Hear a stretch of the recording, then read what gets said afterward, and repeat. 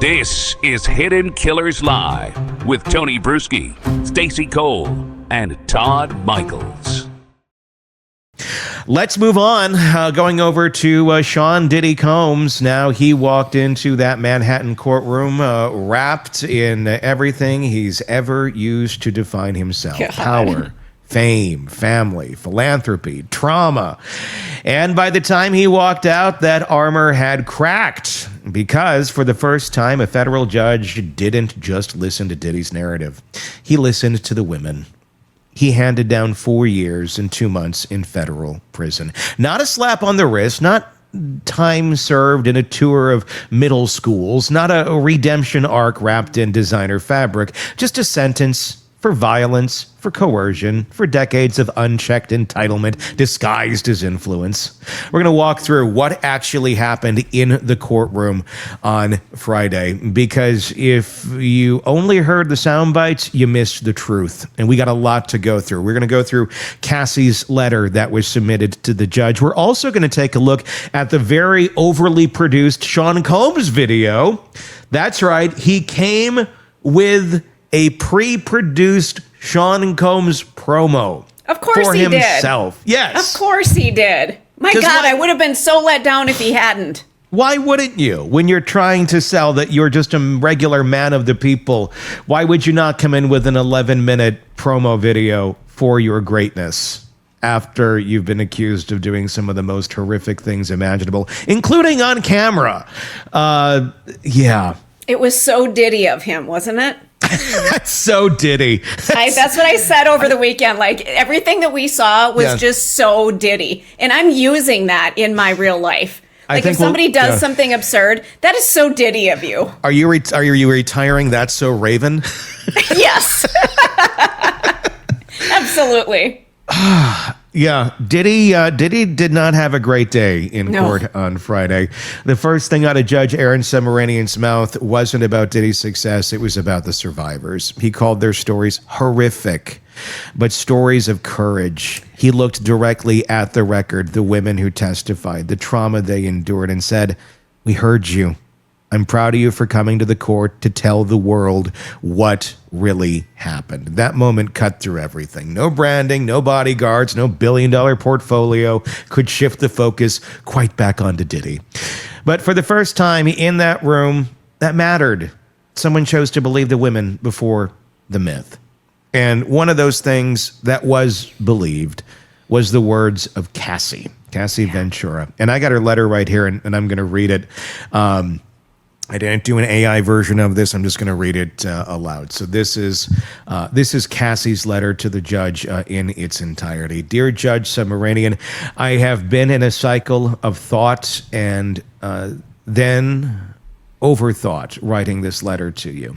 If there is one thing I've learned from this experience is that the victims and survivors will never be safe.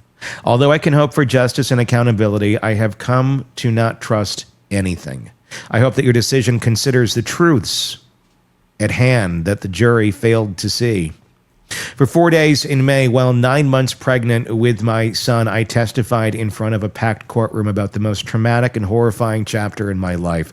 I testified that from age 19, Sean Combs used violence, threats, substances, and control over my career to trap me in over a decade of abuse. He groomed me into performing repeated S-acts and hired male S-workers during multi-day freak-offs, which occurred nearly weekly. I was forced into lingerie and heels, told exactly how to look, and piled with drugs and alcohol so he could control me like a puppet. These events were degrading and disgusting, leaving me with infections, illnesses, and days of physical and emotional exhaustion before he demanded it all again. S-acts became my full-time job, used as the only way to stay in his good graces. I testified that I learned to read Sean Combs' signals, knowing that when he spoke of freak-offs, he was demanding them, and that refusing meant punishment, losing my car, my phone, or worse. He controlled every part of my livelihood and threatened to destroy my reputation by leaking the tapes, a threat he repeated often. His power over me eroded my independence and sense of self until I felt I had no choice but to submit. When he believed I had wronged him, or was not sufficiently responsive, he also threatened people around me and those close to me, including my family. I regularly worried that displeasing him meant putting my family and friends' safety at risk. I testified how beyond these threats, Sean Combs frequently used violence to get his way. Over the nearly 11 years we were together, Sean Combs would hit me, punch me, stomp on my face, pull my hair, and throw my body to the ground and against the wall. The jury saw pictures of bruises on my back from Combs kicking me and saw the deep gash over my eye he caused when he slammed me into the bed frame. The entire courtroom watched actual footage of Combs kicking me and beating me as I tried to run away from a freak-off in 2016. People watched this footage dozens of times, seeing my body thrown to the ground, my hands over my face, curled into a fetal position to shield me from the worst blows. This physical violence caused bruises that makeup artists, paid for by Sean Combs, would cover up, as well as permanent scars all over my body. During my time with Combs, I was in a constant state of hypervigilance, as I was always anticipating demands for S-acts or otherwise fearing retribution for any perceived slight. My descent into substance abuse was directly correlated with his increased control over my body, my money, my freedom, and my free will. I used those drugs to push through the horrifying S-acts he demanded and to numb myself to the physical pain and emotional turmoil I was constantly in. While the defense attorneys at trial suggested that my time with Combs was akin to a great modern love story, nothing could be further from the truth. Nothing about this story is great, modern, or loving. This was a horrific decade of my life, stained by abuse, violence, forced S, and degradation. I spent the last 7 years of my life slowly rebuilding myself, physically getting clean from the drug abuse Sean Combs forced and encouraged, and mentally understanding how to live with a seemingly insurmountable level of trauma. The horrors I endured drove me to have thoughts of suicide, once I almost followed through on, if not for my family's intervention and urging that I seek professional care. I've been to rehab and have taken part in dozens of types of therapy modalities to comfort, compartmentalize, and cope with the horrific memories of the abuse I endured nearly 10 years of. While what he did to me is always present, I am slowly learning how to live my life free of fear and horrors I endured. And in doing so, I'm fully devoted to my husband and my children. I still have nightmares and flashbacks on a regular, everyday basis and continue to require psychological care to cope with my past. My worries that Sean Combs or his associates will come after me and my family is my reality. I have, in fact, moved my family out of the New York area and am keeping as private and quiet as I possibly can because I am so scared that if he walks free, his first actions will be swift retribution towards me and others who spoke up about his abuse at trial. As much progress as I have made in recovering from his abuse, I remain very much afraid of what he's capable of and the malice he undoubtedly harbors towards me for having the bravery to tell the truth. His defense attorneys claim he is a changed man and he wants to mentor abusers. I know firsthand what real mentorship means, and this disgusts me. He's not being truthful. I know that who he was to me, the manipulator, the aggressor, the abuser, the trafficker, is who he is as a human. He has no interest in changing or becoming better. He'll always be the same cruel, power-hungry, manipulative man that he is. When I came out with my allegations in my civil case, he flatly denied them again and again. It was only after actual footage corroborated the exact words in my civil complaint that he issued an insincere apology on the internet. Thanks to the footage and my testimony, this is also something he will forever be associated with. For over a decade, Sean Combs made me feel powerless and unimportant, but my experience was real, horrific, and deserves to be considered. While the jury did not seem to understand or believe that I engaged in freak-offs because of the force and coercion the defendant used against me, I know that is the truth, and his sentence should reflect the reality of the evidence and my lived experience as a victim. Reliving in detail the events and truths described through the trial and this letter causes me tremendous emotional pain. I am trying with all that I am to move on. I hope that your sentencing decision reflects the strength it took for victims of Sean Combs to come forward. I hope that your decision considers the many lives that Sean Combs has upended with his abuse and control. I thank you for your time and attention. Casandra Ventura, fine. So she laid it out pretty good. I think anybody, I want to say this because I was thinking this as I was reading it. When he does get out, if he gets out, I know it's going to be like 3 years, but I think there's an if, and we'll talk about that in a minute. If he does any events, if he goes back and has another tour, if he goes, that should be required reading as you buy the ticket. It's like, okay, here's the agreement, and this is who you're buying the ticket for, by the way.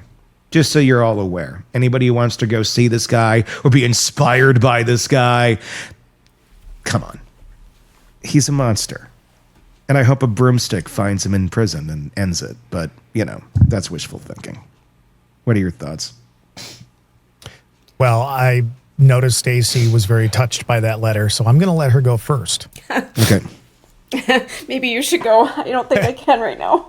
Well, I will just say that, and I agree with you, Tony. If this guy gets out in 2-3 years, whatever it is, 4 years, and thinks that he's going to have a career after this, shame on anybody who supports it. He had bookings. That's the other. He was booked for this week because he thought he was going to get out. Exactly. This guy really felt like, hey, I did this stuff. It was horrible, but look at me now. I'm all better. And it's like, nah, you're not. It doesn't change like that. I'm not saying that you can't make your life better. You can't become a better person. But in this case, what you've done is so horrific that be a good person if you want. It just doesn't change what you did. And I'm sorry, nobody should ever trust you again. Ever. No. Ever. And after he said, hey, these are things I didn't do, and then the video comes out. Mm-hmm. Yeah. Can you imagine? I mean, right? Come on. I feel like, and I know this would be extreme and we can't do this in this country, but, just like how like predators, child predators and such, if they committed their crimes on the internet, they're not allowed then to like use the internet. Correct. Or have access to it anymore. Right. I feel like somebody like him shouldn't have access to cameras. like after you've had, and that means you can't be on camera, you can't own cameras, you can't make appearances on cameras. Unless it's a 24-hour-a-day body cam that records everything you freaking do. Yeah. Then, they'd find a loop. But something like that, where it's like, so he can't go get in the spotlight and bamboozle more people into his bullshit. Because that's what's going to happen. There's going to be people, if he gets out, oh, look, he's a changed man. It's Diddy.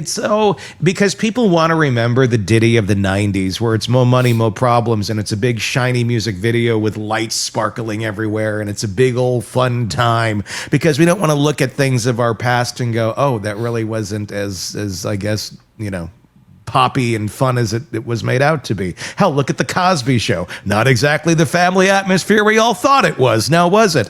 But the same sort of thing is here.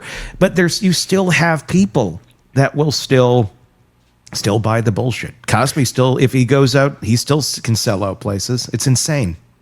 Do you believe, either one of you, that his kids who spoke at his sentencing actually believe that he's a changed man? Yes, I think they all do. Do they really? Yeah. I think they are so steeped in all that is Diddy. Yeah. That they don't understand what reality should be. Yes. And that's why.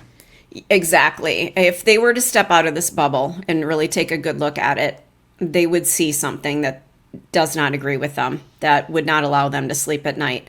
But they're so into this lifestyle. And I think that's why this letter hit me personally so hard. I'm going to open up a little bit here. Financial manipulation is something that I'm starting to question about my own life. I'm not going to go into great detail, but nothing like this has happened to me. But as I'm hearing this letter, I kind of sat back and went, how many women have dealt with something with just even a shade, a sliver of this in their lives? They've been with an abusive boyfriend or husband. They've been with somebody who is controlling them. They don't know how to get out. They're afraid of what they're going to lose if they do get out. There's just this overwhelming fear. And how many women are living in this fear, not to this extreme, but to hear a letter like this and see some of yourself checking boxes a little bit, absolutely fucking triggered me. And if you want to rewind and go back to a few minutes ago, I lost my shit and had to go off camera for a second. Yeah, I mean, it's so raw. I this is the first time I actually read the letter all the way through. Was right there, and I mean, it very much spells out what a monster he is, and it further exemplifies just how crazy what we're going to show you in just a moment is, because what he brought to court after victim impact statements and then tried to sell to the judge, because the jury's no longer part of this anymore. The jury does nothing to do with sentencing. It's up to the judge. Sean Combs thought that, okay, even though all of these pieces are here, these statements, these letters, it doesn't even register in his mind that maybe it's not time for a promo video about my greatness. In his mind, this is the way. And apparently in his attorneys as well, unless Sean's just calling all the shots. And the attorneys are like, well, whatever. He's paying me. He's paying me by the hour. I'm getting, $800 an hour to represent this guy. So, I need a new Ferrari. Which could very well be the case. But the damage that he did it's insane. And it's insane he didn't get more. What I was saying earlier, I said, 3 years, because he's got time served for 1 year, basically. And then you look at the math of how it will play out. If it's good behavior and all that, you're probably looking at about 2-ish years that he'll realistically serve. And then he's out. But that's 2 years. It took less than a year to bring the charges on him and then actually end up at trial. Remember, this trial happened far sooner than anybody thought it would. Yeah. We all thought this thing was going to be like playing out years down the road, but it came. I don't know that there's more. I would suspect the fact that you have hundreds of other people making allegations, you might have enough material for another federal case. Just saying. Maybe you do. Or some other case. It doesn't have to be federal. Just some other criminal case. I would think there might be enough data out there for that. Maybe I'm wrong. I mean, they have all of the freak off videos. The government does. And apparently that wasn't enough. That wasn't enough to get this further down the road. And you can't go reuse all that again. I do have some suspicions as to maybe why they didn't have enough, because I'm going to guess there might have been more than enough other folks in some of those videos that names didn't want to get out. And maybe there was a reason that the charges didn't go further on Diddy. That's my own personal opinion. I'm not a conspiracy theorist, but, we know how Jeffrey Epstein worked. I don't think this is a far cry in a lot of ways of people that may have been involved in his circle that had a vested interest and have the power to make sure that, well, that doesn't get out. Yeah. So would not be shocked there. But it's beyond smoke. I mean, this is a fireworks stand ablaze right now. And and shit's flying everywhere. And it's going to continue to. Every single week, there are still new civil cases coming in. And again, he is, on any of those charges, he deserves his day in court. He deserves to be able to argue them and fight them. But just as those people do deserve the right to tell their story. And will you have some BS in there? Sure. But to this level, this many people accusing you of stuff, I mean, come on. There's, I would not be surprised if there is another criminal trial within the course of the next 2 to 3 years that keeps him in longer. It's my hoping, knock on wood or fake wood or whatever prediction. Interesting.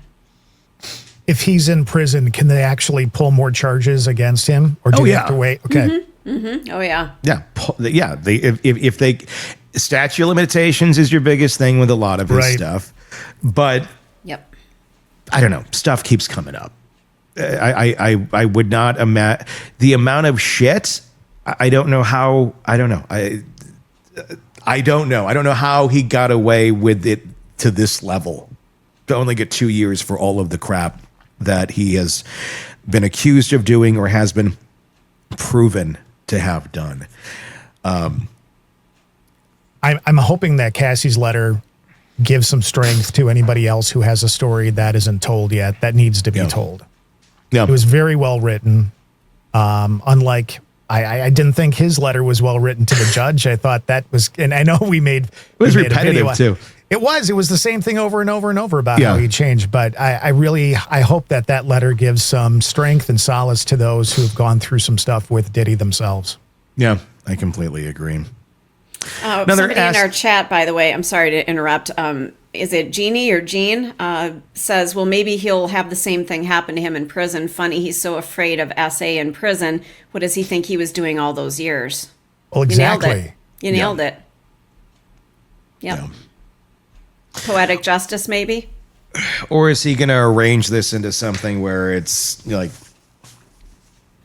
I don't know. Careful. where it's not, I don't know. He's such a manipulator. I wouldn't put anything past anything of the way he's going to frame it. Want more on this case and others? Then press subscribe now and don't miss a moment of true crime coverage from Tony Bruschi and the Hidden Killers podcast.